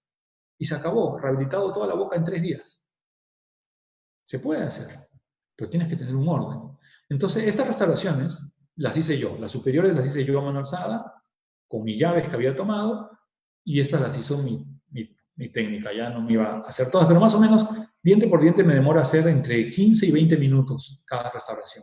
Más unos 3 minutos de pulido, es lo que yo me demoro, digamos, 20 minutos en hacer cada restauración de estas. Imagínate cuánto lo que te estás ahorrando con un técnico dental. El técnico dental hace otras cosas, ¿no? Esto no. Con mismas resinas del consultorio, las organizo en estuches y las tengo listas para cementar. Y puedo cementar todo el maxilar superior en un día, 20 minutos por diente para cementar, y todo el maxilar inferior en otro día. Y lo dejo con su moca abajo.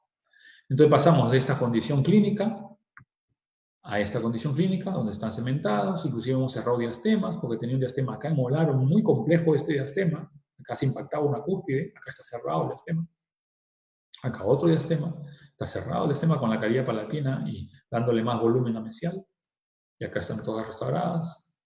Probablemente si tú requieras en una cita antes cambiar esas amalgamas por material de core dual, resina bulgo, ionómero modificado resinas, y lo que tú creas, restáuralo antes, ¿no? Es preferente. A después cementar. Entonces el paso 7 ya sería la ejecución. ¿En qué orden se hizo? Primero sectores anteriores, una cita, 2 citas, 3 citas, cuarta cita. ¿Sí? Le decimos sector 1, 2, 3, 4. ¿Sí?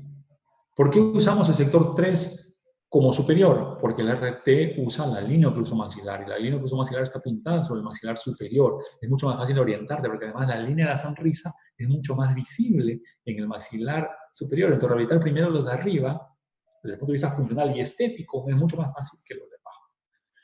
Bien, en todo este caso, ya están cementadas las inferiores también, como ven acá. Acá hay una simulación de donde sería la posible colocación de un implante.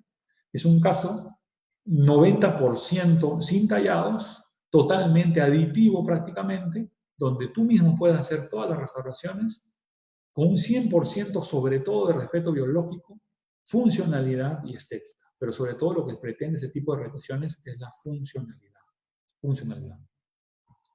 Cuando a los pacientes se les entrevista, después de haber sido rehabilitados de esta manera, o sea, y le haces una escala visual analógica de su grado de satisfacción, todos te dicen estado de satisfacción altísimo.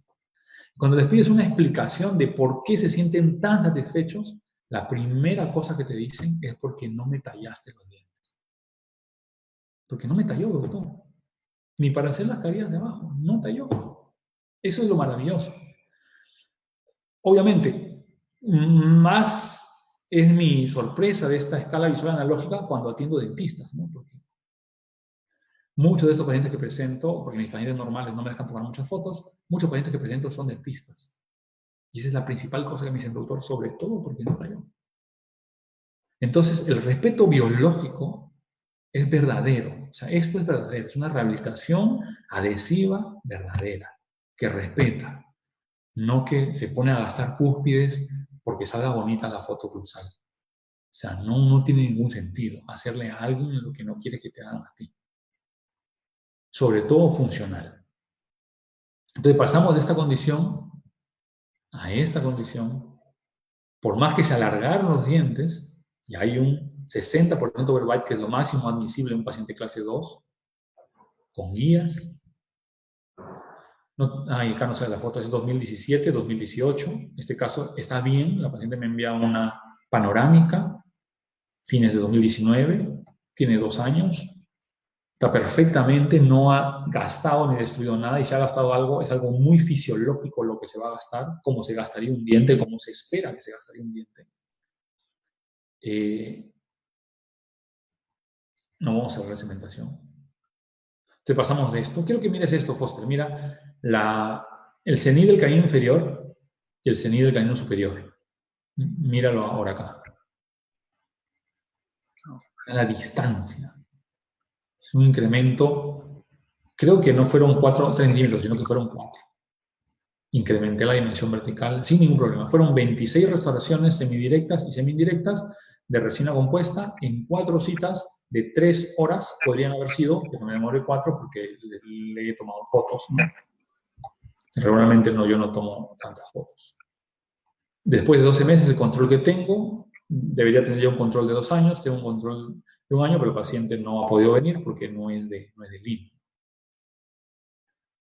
Bien, entonces, esto es el ART en sí, este es el protocolo que manejamos. Si tú quieres saber más propiamente del ART, las sugerencias son estas 3 lecturas, que tú puedes entrar a ORCID, ¿sí? O puedes entrar me olvidé de poner el ResearchGate, ¿no?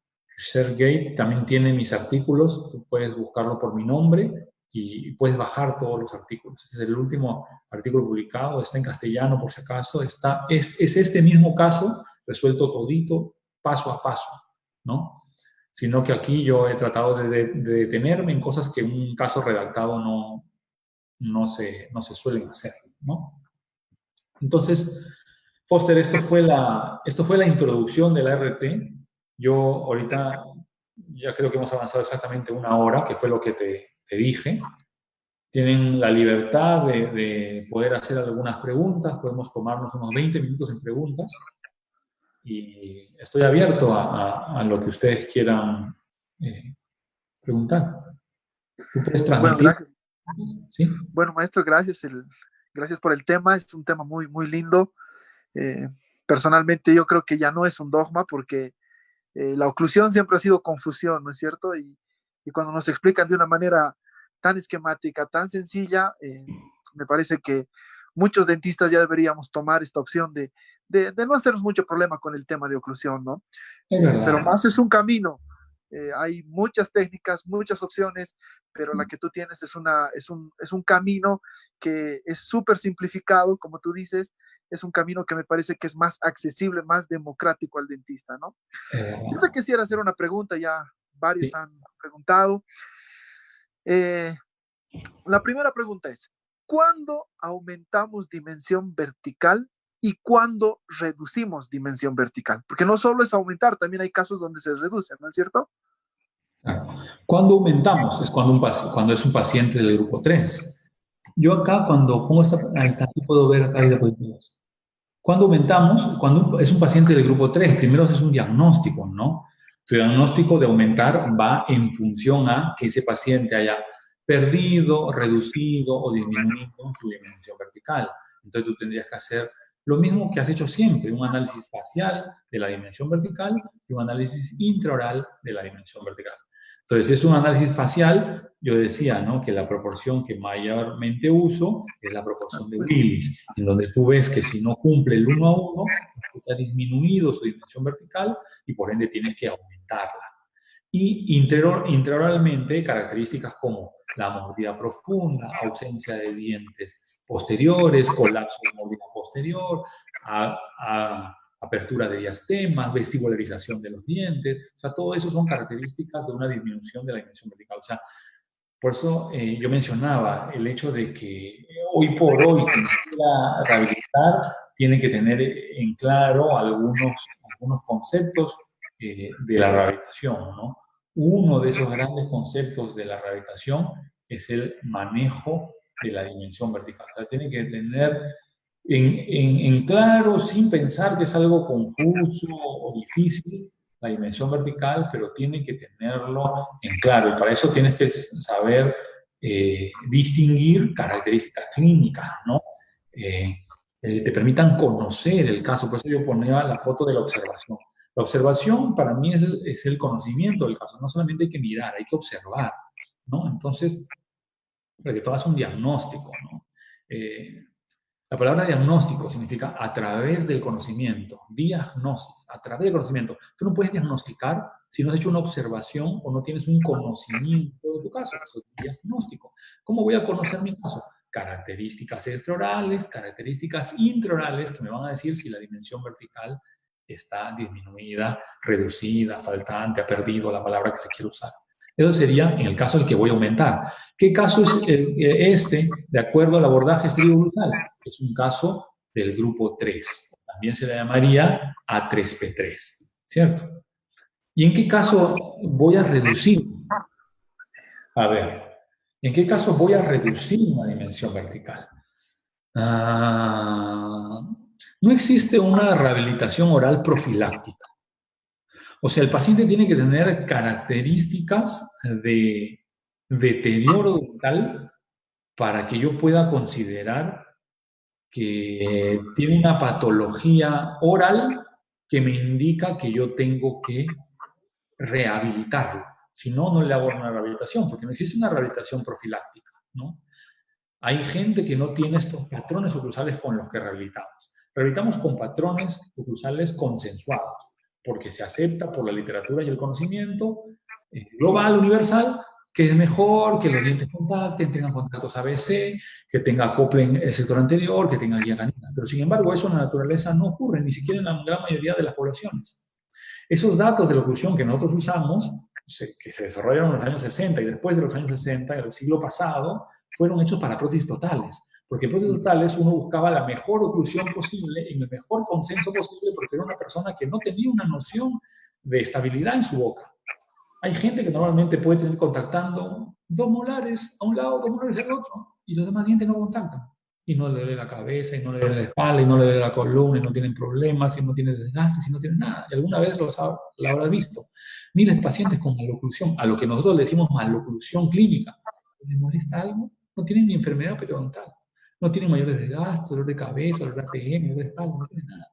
O sea, yo no me voy a poner a rehabilitar un caso que no ha perdido funciones o que no ha perdido habilidades. ¿Bien? Claro.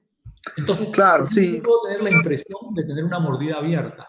Y aquí me da ganas de cortarle las muelas para disminuir la dimensión vertical y ponerla pues en clase 1, que acoplen todos. Puede a mí darme ganas, pero si ese paciente no tiene problemática, no tendría por qué tocarlo, ¿no? Claro. Si es que por ahí iba la pregunta. Pero habría una posible respuesta B en el sentido de la pregunta. No sé si es que ese sea el sentido exacto de la pregunta y voy a irme a esta imagen. Con respecto a la dimensión vertical puede pasar esto, ¿no? Que tú tengas una pérdida de sustancia dental sin aparente pérdida de la dimensión vertical. O sea, que lo tenga los dientes gastados, pero que el paciente mida 60 y 60. Está bien, parece que no ha perdido dimensión vertical. Porque los dientes han ido extruyendo.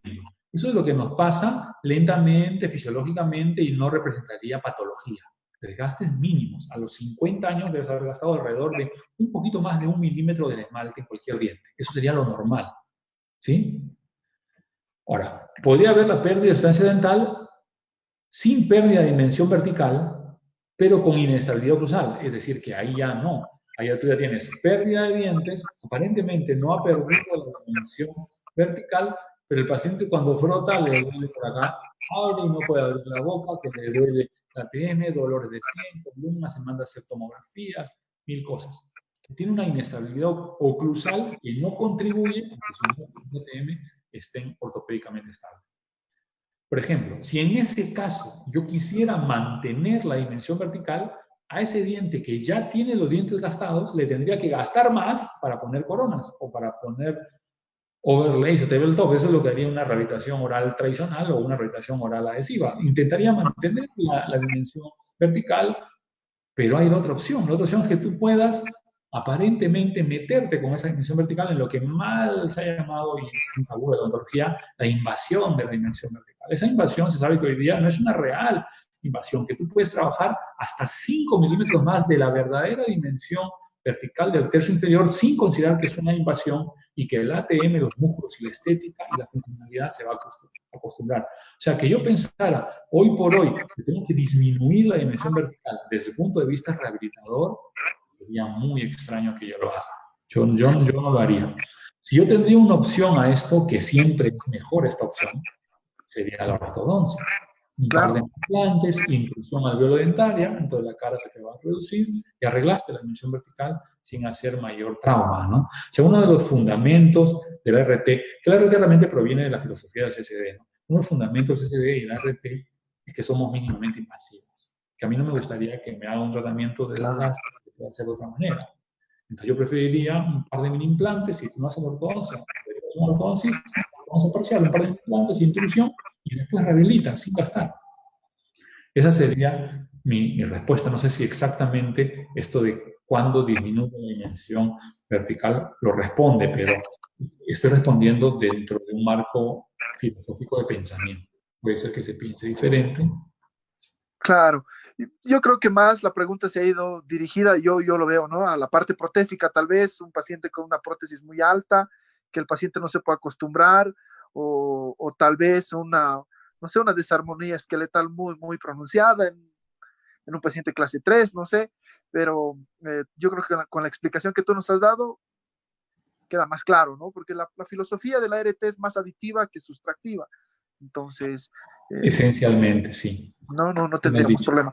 Otra pregunta que nos hacen, querido Ronnie, es ¿hasta cuánto podemos levantar la dimensión vertical sin que tengamos algún problema en la articulación?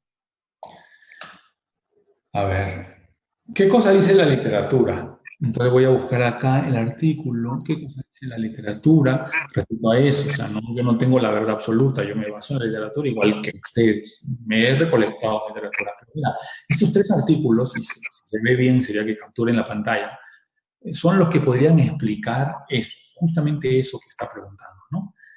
El último artículo casi más seguro sería una revisión sistemática y la última de Apo habla de es seguro incrementar la dimensión vertical de la oclusión, una revisión sistemática. Dice que ya no debe haber tabús en aumentar la dimensión vertical, inclusive tú podrías pasarte 5 milímetros más de lo habitual, No pasa podría nada. ser considerado terapéuticamente favorable, seguro y estable. Si en las 2 o 3 siguientes semanas no hay problemas musculares ni articulares, puedes tomar esa dimensión vertical como correcta, porque tú la pruebas en tus profesionales. La dimensión vertical no es algo que yo, ya un tema de dimensión vertical, me voy a definitivos. No. Eso se prueba en profesionales. Depende de la escuela, la prueba de profesionales puede ser desde 3 semanas hasta 9 meses. Sí, depende de la escuela, cuánto tiempo se usan los profesionales. ¿Ya? El ART y la mayoría de técnicas de rehabilitación con resina se hace la prueba de eliminación vertical 2 a 3 semanas. Porque realmente, si uno lo piensa bien, las resinas adheridas en la boca son como una férula oclusal viva. Es una férula que está viva, que no te puedes sacar. Entonces, si a la misma férula la ajustas, a las mismas resinas también la puedes ajustar. Y como no fueron construidas en el aire, fueron construidas en un articulador basado en un encerado que tú probaste que era perfecto, lo más probable es que todo quede muy perfecto. Ahora, si a esto le sumas el hecho de usar CAD-CAM, pues puedes quedar hasta de repente mejor. Bien, entonces no tenemos miedo con incrementar la dimensión vertical, inclusive pasarnos 5 milímetros más. ¿Qué cosas dicen los otros estudios? Por ejemplo, este es un estudio acerca de la estética facial. Se probó en un paciente, el paciente por férulas de 1 milímetro, 2 milímetros, 1 milímetro, hasta 6 milímetros más de lo que era su cara normal. Un paciente No pasa bólico, nada. es unas férulas de hasta 6 milímetros. Y le preguntabas a otras personas que lo vieran y que te dijeran, ¿es feo o es bonito? ¿O se ve bien o se ve mal el sujeto? Casi el 90% no distinguió ni que se veía ni bien ni mal pasado los 5 milímetros. O sea que estéticamente, aún así, tú incrementas la dimensión vertical, el paciente no se va a ver mal. 5 minutos más de lo que era su normalidad. El otro artículo habla de la influencia en la masticación. Se hicieron férulas de 1, 2, 3, 4, 5 milímetros y se le mandó a masticar al paciente con esas férulas por cierto tiempo. Y se les preguntó después de estos ciclos masticatorios si habían tenido incomodidad o algo cambió en su ATM, hubieron conejos, clir, rechinados, dolor musculares, nada. Le puedes poner una férula de 5 milímetros más alta al paciente. El paciente puede masticar con eso y no le va a doler nada. Ahora imagínate que esa férula sea viva y no se la pueda quitar, que son las restauraciones. Claro, es muy cierto lo que tú dices, ¿no? Porque la tendencia es esa. Yo, por ejemplo, bueno, hay una escuela que preconiza ya no utilizar el mocap porque el mocap no es netamente adhesivo, ¿no es cierto? Entonces dice, ¿cómo tú puedes probar algo en boca si no es adhesivo? Entonces, lo que tú dices es muy cierto. Es una férula viva, es probar realmente si el tratamiento que tú estás haciendo eh, pegado químicamente o adherido químicamente al diente va a funcionar o no va a funcionar, ¿no es cierto? Entonces, yo soy igual del mismo pensamiento de que lo ideal es trabajar con resinas compuestas. Puedes, de repente, como una opción, y a mí me gusta manejarlo en algunos casos, es sí hacer un mockup adherido, ¿no? Por ejemplo, en este caso, o todos los casos de incremento de dimensión vertical, la gran mayoría de veces hago mockups adheridos. Y, por ejemplo, ¿no? Podría, por ejemplo, usar un adhesivo universal, Claro. y no frotarlo pues en la dentina, ¿no? Sino ponerlo 5 segundos en el esmalte de dentina, no airearlo para que quede a propósito agua, Claro. solventes, y ahí hacer el mockup inmediatamente y fotocurar a través de eso, ¿no? Ese mockup va a permanecer adherido 2-3 semanas, no se sale, no se sale. Es más, muchas veces te va a servir para tallar encima del mockup, así como la técnica de Gurel en vestibular para carillas, yo la aplico en oclusal para posteriores. Y así tallas pues a la perfección, porque estás Claro. basándote en una anatomía natural. La gran mayoría de veces ni tocas el diente, por eso te digo que se convierte en una técnica meramente aditiva. Lo único que da trabajo es volver a sacar el mockup que se quedó un poquito pegado. Claro. Es Sí, fácil, porque a veces sacar el mockup es más complicado. Otra pregunta, querido profesor, es ¿cuándo trabaja en relación céntrica y cuándo trabaja en máxima intercuspidación habitual? A ver. Esa creo que es la pregunta y la duda de todos los que... Pero el ART tiene su respuesta, tiene una respuesta bien simple realmente, ¿no? El punto 2, ¿cierto? Están viendo ahí el punto 2. El punto 2 es la decisión que tú vas a tomar de rehabilitar en habitual o en centro, ¿cierto? Ese es Sí. el punto 2. Yo no tengo esa imagen. Ah, sí, la tengo por acá. Qué suerte tienen, ¿no? Ya, mira. Si tú, para restaurar en palatino, necesitas espacio, tienes dos opciones, ¿no? O incrementa la dimensión vertical y vas a obtener un espacio vertical, O relación céntrica. vas a relación céntrica y vas a Sí. obtener un espacio vertical y horizontal al mismo tiempo, porque el incisivo inferior se va más abajo y más atrás. ¿Sí o no? Ya. Voy a empezar por el caso, por las obviedades, lo que es obvio. Imagínate un paciente, clase 3, o borde a borde. Si tú le abres en habitual, vas a tener esto. Claro. Si tú le abres en céntrica, el incisivo inferior hacia dónde se va. Si le abro Hacia atrás. céntrica, para abajo y para atrás, vas a tener esto. Entonces, dime tú mismo, ¿en qué relación te conviene rehabilitar un clase 3 o pseudo 3? Relación céntrica. En céntrica, pues, porque Claro. llevas el incisivo inferior más abajo, más atrás. Claro. Solucionado. Al revés, tienes un paciente clase 2, pero clase 2 así, ¿ya? Re lejos.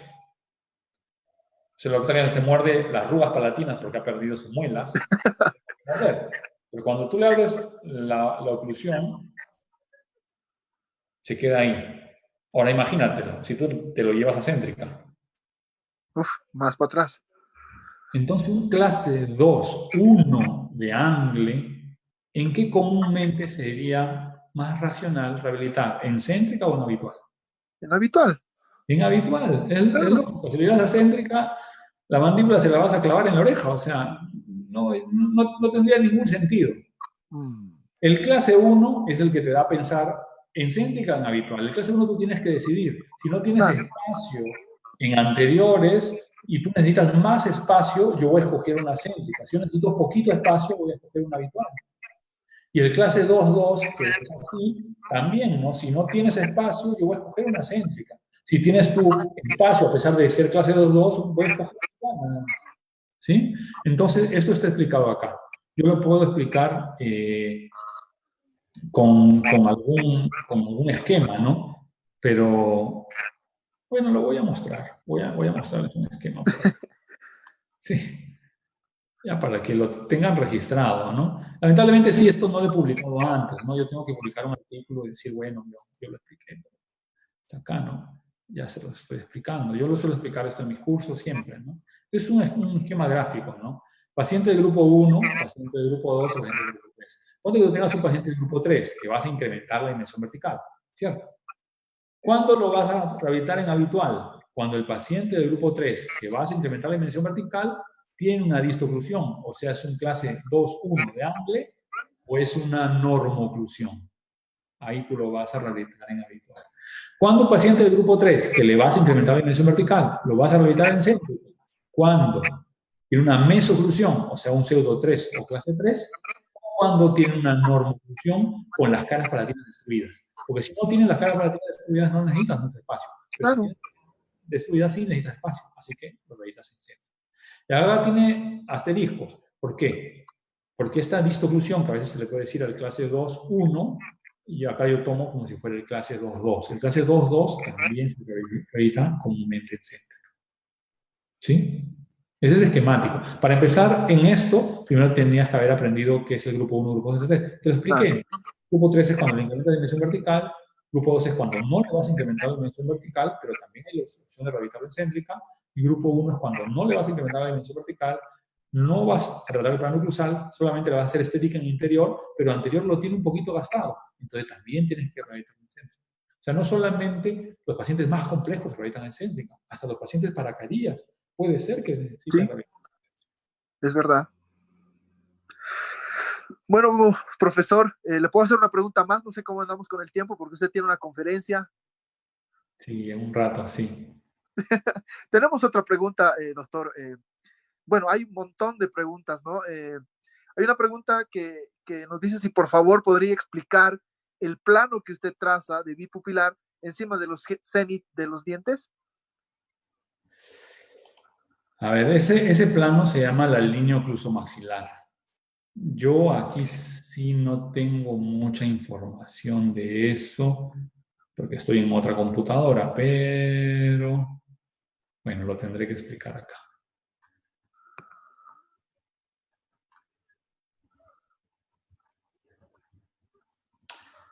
Esa línea que se traza sobre el modelo superior se llama línea oclusomaxilar. Esa línea oclusomaxilar nos permite tener una referencia del plano oclusal dibujada en el modelo, en el yeso superior. Uno puede decir, pero para yo, ¿qué quisiera tener una línea si ya estoy usando un articulador y el articulador ya tiene la rama? Por dos cosas bien sencillas, ¿no? La primera cosa es que si es que es un técnico el que va a enseñar, el técnico, lo digo con mucho cariño, es como un caballo de competencia, un caballo de carrera. Tiene dos cueritos acá y solamente va para adelante. Y él no es capaz de mirar más allá, porque es un minimalista, es un artista de lo mínimo. Que el técnico vea que haya paralelismo entre tu rama y tu borde inicial cuando encere es muy poco, porque está de kilómetros de distancia para el técnico. Esos es kilómetros. Él ve 15 milímetros máximo. Entonces, para que él te haga un adecuado plano de un lado igual al otro y que lo mida es prácticamente imposible. No va a tener una noción real de hacer esto. Yo me di cuenta de eso cuando yo mismo empezaba a hacer mis propios encerados. Yo ya no hago mis encerados hace muchos años. Yo mismo me digo, qué difícil es orientarse. Y la otra cosa es una cuestión anatómica, ¿no? Claro. Probablemente menos de un 3% de la población del mundo tiene las dos ATM en el mismo sitio. Claro. Lo más probable es que tengas un temporal más chiquito, un frontal más pequeño, algo. Lo cual va a hacer que tu arco facial siempre va a tomar un registro ligeramente inadecuado. Ese registro que es oblicuo, a la hora que tú pongas en tu rama que es horizontal, va a ser esto. Y al hacer esto, tu montaje de tortilla también va a ser esto. Así que lo que Claro. tú estás viendo no es la realidad. Estás viendo la realidad exagerada de la deformidad del paciente. Si tú crees que lo que estás viendo, la relación rama con tus dientes, te va a dar una noción del plano oclusal, estás equivocado, porque no, eso no es. Desde 3 años a ahora, yo me he metido muchísimo en la odontología digital. Yo en sí no hago cursos porque estoy profundizando muchísimo, sobre todo en tomografías axiales con BIM para ver anatomía. Y no hay caso que hemos encontrado que el plano oclusal esté correcto. O ningún peruano tiene el plano oclusal correcto, ya estamos fritos. Hay una estadística de 2 tesis de limeños, casi 300 personas analizadas, donde casi el 70% de limeños tienen el plano oclusal canteado. Entonces, canteado del plano, subido en ATM, imposible. Imposible que este aparato, que está diseñado a la perfección para cuadrar 2 ejes de rotación que supuestamente deberían ser, no va a pasar. No va a pasar. Claro, es darle más precisión a los trabajos, ¿no es cierto? Claro, Porque, entonces tú necesitas una noción extra de lo que es el plano oclusal para ese paciente. Y se sabe que si ese paciente fuera un edéntulo total, tú al edéntulo total le pondrías su plano de Fox en la boca. Y ahora voy a explicar. Le pones el plano de la boca y ese plano de Fox debería ser paralelo, no tengo otra cosa, a bipupilar. ¿Sí o no? Y de costado debería ser paralelo a Camper, que es Strauss subnasal. Paralelo. Es el plano bioscópico más paralelo al plano oclusal natural. Se llama plano de Camper. De frente a bipupilar, de costado a Camper.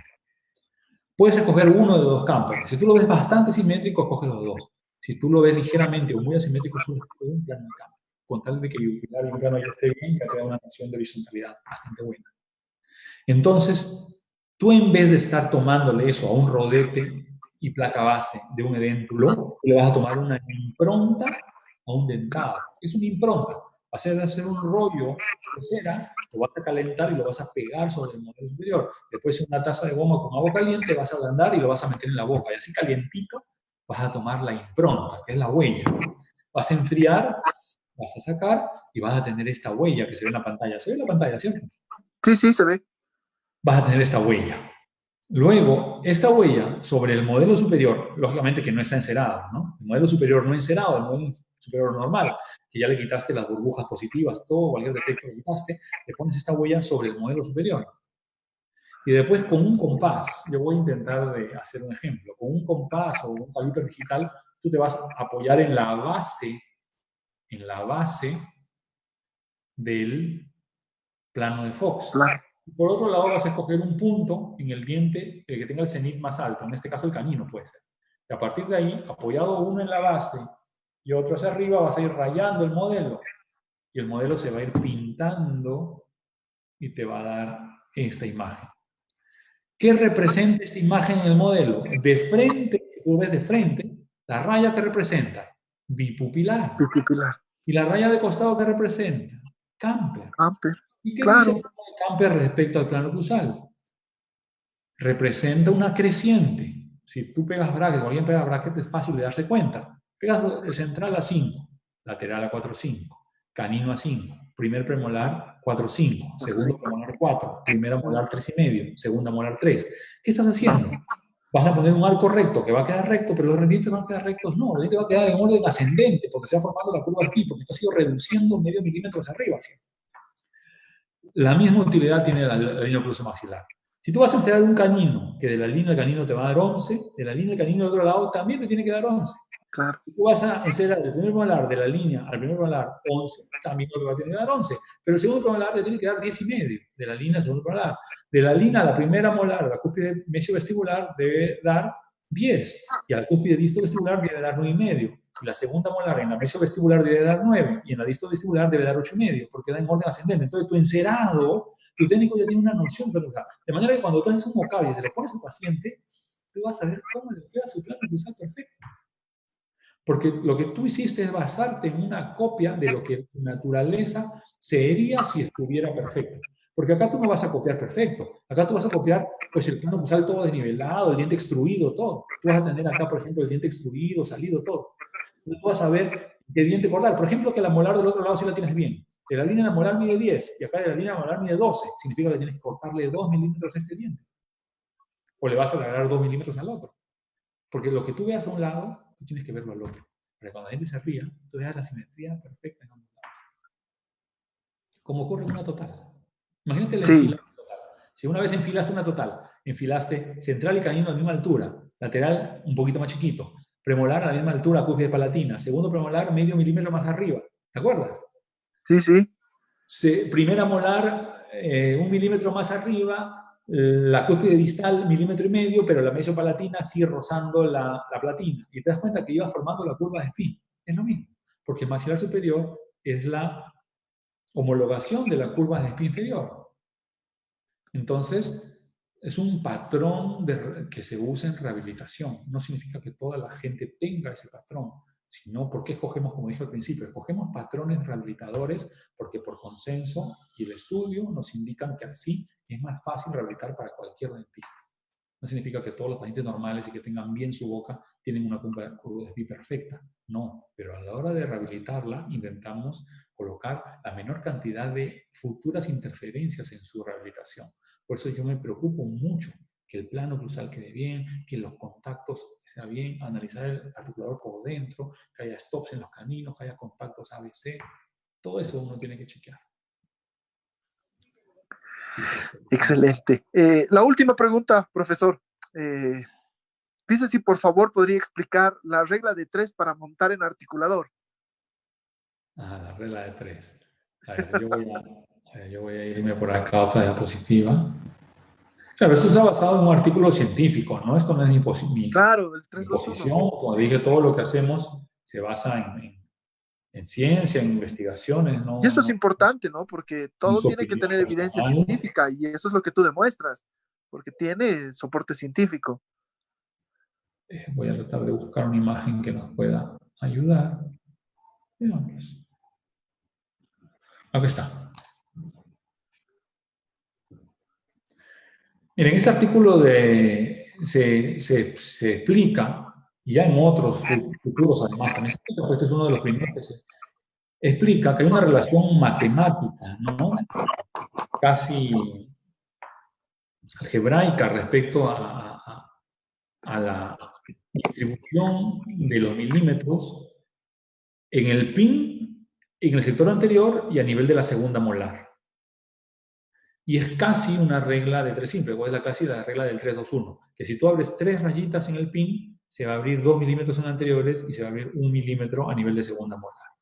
Y este es el cuadro estadístico que muestra esta investigación, en donde, por ejemplo, ¿no? Si yo dijera 3-2-1, no es que necesariamente en el PIN yo buscar 3, es 3.1, ¿ves? 3.1, 2 y 1.1. Pues yo le he dicho 3-2-1, es mucho más fácil de entender, ¿cierto? 3-2-1, ya. Entonces, ponte que tú quieras abrir entre anteriores 4. 4. Yo no sé si puedo escribir acá, yo creo que sí, ¿no? Vamos a modernizar la cosa.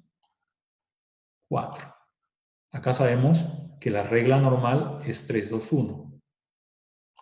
¿Cierto? La regla normal es 3-2-1, ya. ¿Cuánto tengo que abrir el PIN si quiero abrir 4? 4 por 3, 12. Entre 2, 8. Eso es lo que tienes que abrir en el PIN. Sí, es regla de siempre. Este por este, entre este. 4 por 3, 12. Entre 2, perdóname, 6. Es madre, qué burro que soy. 6.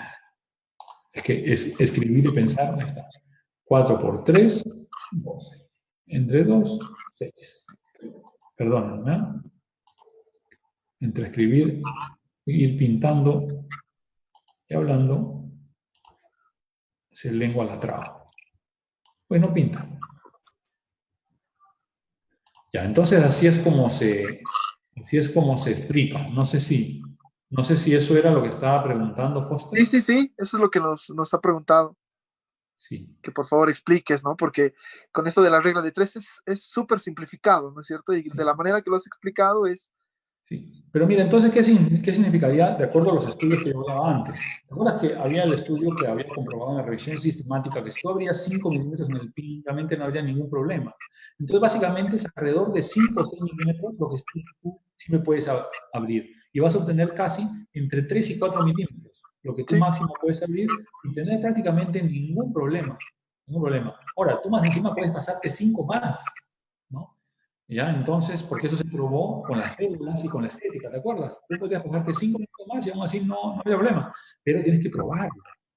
Toda un vertical tiene que ser probada, sobre todo si estás en esta suerte de invasión, que no es una invasión, es una rehabilitación terapéutica, ¿no? Tú Terapéutica. también estás decidiendo hacer esto porque eso generará un beneficio mayor en este paciente, ¿no?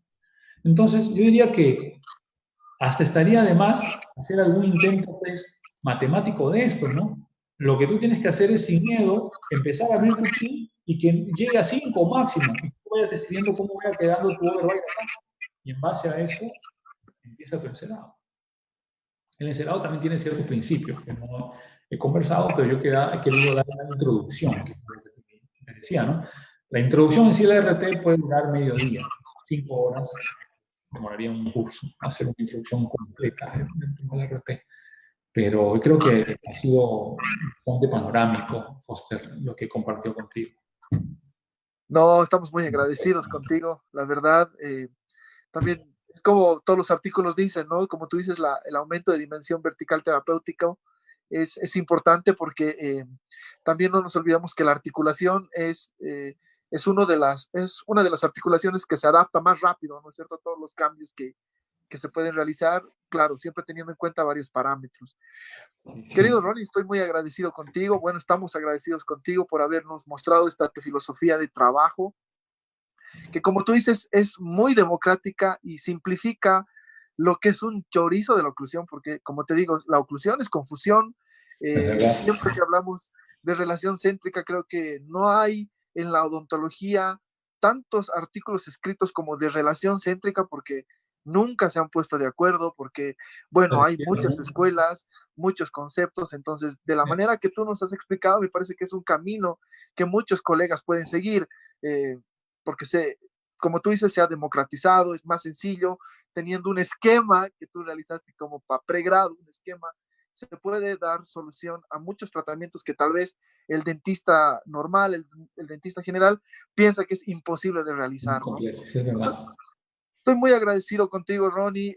Espero que pasando este tema del coronavirus, podamos tener la posibilidad de tenerte en Bolivia para que nos puedas meter a fondo con esto de la inmersión de la ART. Me parece que es una filosofía muy buena, muy simple, fácil de aplicar y fácil de entender.